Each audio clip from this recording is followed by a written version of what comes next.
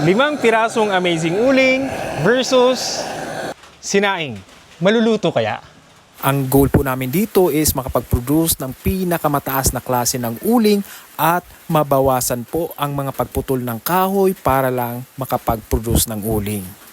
Kaya po na-produce si Amazing Uling. Ayan, luto na guys, di ba? 5 pirasong amazing uling lang to. Kita nyo naman. Although, totoo naman na nakakaluto talaga si Amazing Uling ng sinaing.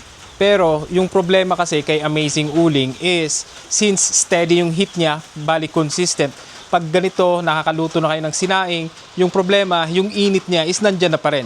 So yung tendency, yung sinaing nyo is magiging sunog. So yung gagawin na lang dito namin ngayon is kita nyo nun buo pa yung di ba? Mga uling. Pero hindi pwede na hindi natin hinaan yung apoy kasi nga medyo mainit pa to sobra. Kasi nga po gawa siya sa 100% na baon ng nyog. And alam niyo naman, yung baon ng nyog is sobrang init talaga niya compare sa ibang uling, like uling ng kahoy, ganun. And sobrang compressed po pati ito. Kaya lagay natin yung dalawa sa baba. Ganyan.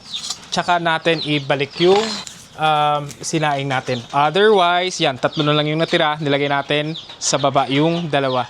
Kasi kung hindi natin gagawin yan, sa mga alam magluto ng sinaing, alam nating masusunog yung sinaing natin. Yun yung isang downside ni Amazing Uling sa sinaing. Kaya kahit paano, hindi ko pa rin siya advice na gamitin nyo siya pang saing. Unless kung magaling kayo magsaing, tulad ko, charot.